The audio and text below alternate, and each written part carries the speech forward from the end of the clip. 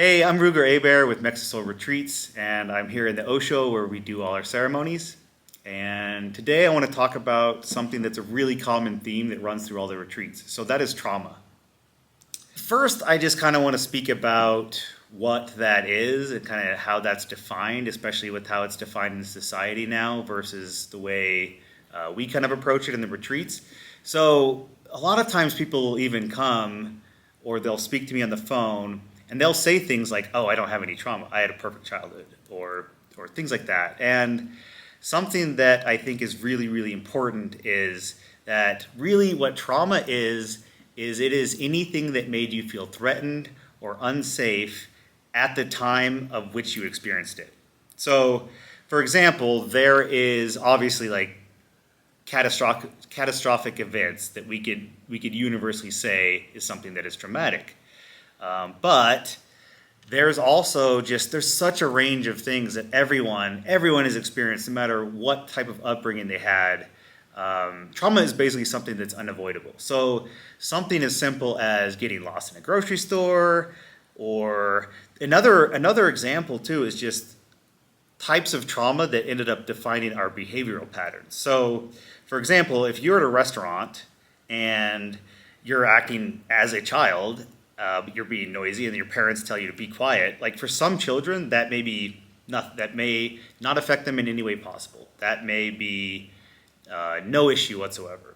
But for other people, just the way it was perceived, that could be something that is deeply, deeply traumatic in the sense that their perception of the event is the same as, if I act in this other way, if I act in the way I'm acting, I will be basically disowned from my family. I will not survive. I will die. Like that is how it can be perceived from that type of young age.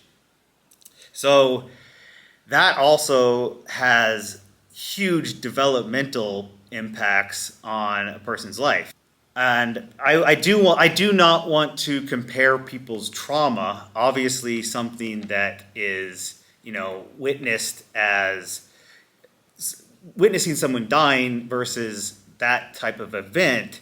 I mean, I am not comparing trauma. What I am saying is that from a developmental perspective, the event that happened at the restaurant could be just as traumatic as watching someone like getting their arm blown off. Like it really can. And we've seen that time and time again with the people that come to our retreats. There's people that are just holding on to this deep trauma, and oftentimes what happens is those big events too are the ones that can be easier to heal from, just because they're so obvious.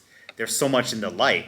But then these smaller traumas that are kind of more subtle are ones that create this separation or this split between us and our personality. So there's these parts of ourselves that we accept because of the way it was interpreted by the people around us, and then there's these other parts of ourselves that we suppress or we push down. Sometimes that's known as the shadow, but that is one of the biggest things that ayahuasca does.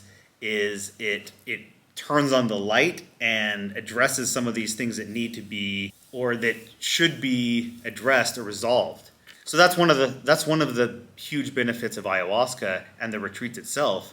Is so ayahuasca it's not reliving these traumas, but sometimes it's reviewing them, and there's these things that are coming up so you can address it.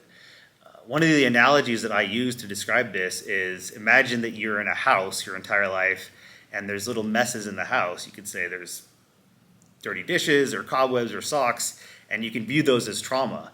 And then what ayahuasca does is it turns on the light and addresses the things that we didn't even know were there. Some of those things are relatively too easy to let go, but they're just things that have never been addressed.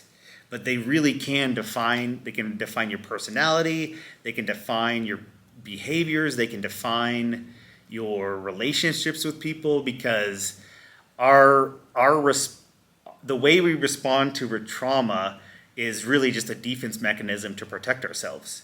So coming to these retreats, that's one of the things you'll find from both the plant medicine, from the ayahuasca itself, and then just the environment. So that's one of the things that is really beneficial with these retreats with the plant medicine, is the plant medicine, brings these things to light, And then the environment, the people and the staff here, it is an ideal environment to give yourselves the permission to heal, the permission to recognize these things that may seem innocuous and address them, and to we don't really use the word heal, but obviously there is some amount of healing to do.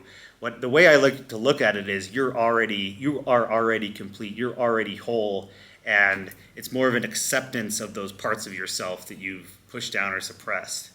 And I'll say too, with trauma, that's one of the reasons, one of the main fears people have with coming to this retreat is this reliving of this trauma. But now, hopefully, with the way that trauma's been defined, there's much less to be afraid of just coming to an environment where you have the permission to release that, permission to come and accept those parts of yourself again. So if you're interested in learning more, check out our website or book a call with me today. I'm happy to delve into some of these topics discussed, or just answer any other questions or concerns you might have about the retreat.